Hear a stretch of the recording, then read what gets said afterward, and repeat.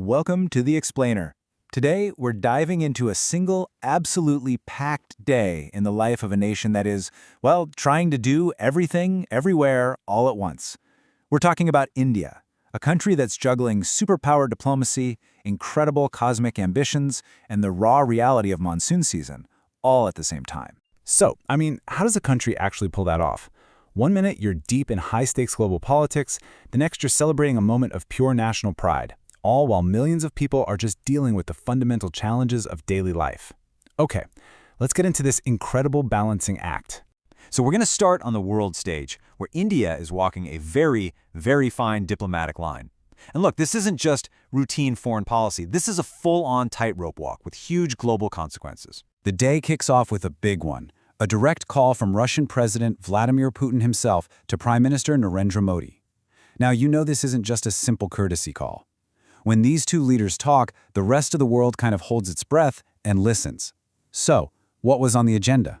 Just think about the sheer weight of these topics. Putin was sharing his take on talks with Donald Trump, even throwing out proposals about Ukraine. In response, Prime Minister Modi did what India has consistently done, called for a peaceful resolution through dialogue and diplomacy. In just one phone call, India is placed right in the middle of a massive, complicated geopolitical puzzle. And here, right here, is the heart of India's dilemma. On one side, you have this deep, historical partnership with Russia, but on the other, you've got growing pressure from the US, which is threatening some pretty major consequences. We're talking a potential 25% tariff over its dealings, especially with Russian oil. This is the tightrope India has to walk, every single day. But while all of that intense diplomacy is happening, the entire national mood is about to shift dramatically.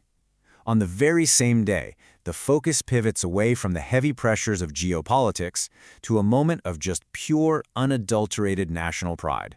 The spotlight turns to astronaut Shubhanshu Shukla.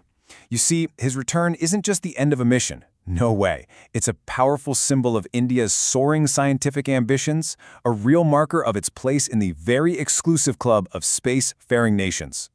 And what a welcome it was. Coming back from the International Space Station, Shukla gets a full red carpet ceremony.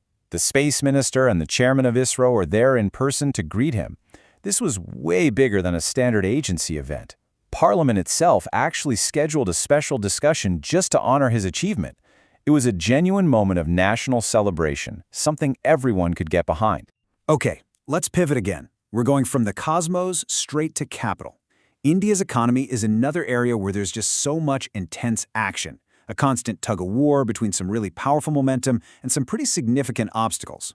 The mood in some financial circles? It's incredibly bullish. You have Christopher Wood of the global investment firm Jefferies putting it this bluntly. It's a huge signal of confidence in the Indian market, and he even seemed optimistic that the US might actually back down on its tariff threats. And hey, there's data to back up some of that optimism. A massive 21% surge in Indian exports to the United States. That's growing 7 times faster than its overall exports. But, and this is a big but, there's a twist.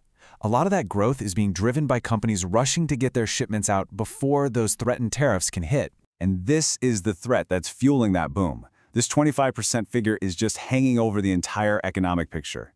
It's the ultimate irony, right?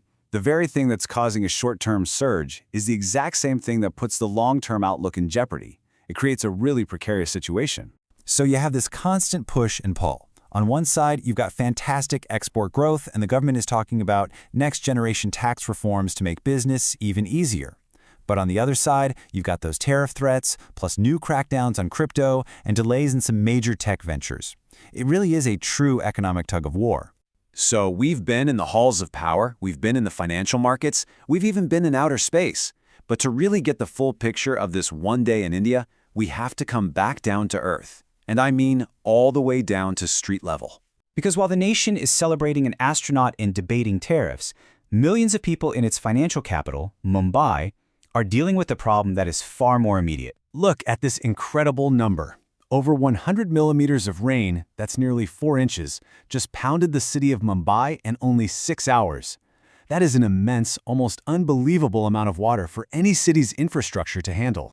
And the result was predictable but still chaotic. Widespread flooding. We're talking key roads and the vital railway tracks, the absolute lifeline of the city, were completely submerged. For millions of people, those grand stories about geopolitics and space just faded away, replaced by the immediate, soaking wet struggle of just trying to get home. It's such a potent reminder of the real foundational challenges that exist right alongside those high-tech ambitions. So, geopolitical tightropes, cosmic celebrations, economic jitters, and flooded streets, all of it in a single day. What does this incredible balancing act actually look like when you put it all together? It really all boils down to this. On the global stage, the aspiration for a truly independent foreign policy slams into the reality of superpower pressure. In the economy, the ambition for super high growth runs up against threats of tariffs and regulation, and for the nation as a whole, the incredible triumph of sending a person to space exists at the exact same time as the challenge of keeping the streets from flooding. Aspiration and challenge. And that leaves us with the ultimate question. A nation that aspires to be a global power, a tech hub, and an economic engine has to constantly manage all these competing priorities. Every single day is a test of this balance. The question isn't just how India manages one day like this, but how these choices are going to shape its direction for years and years to come.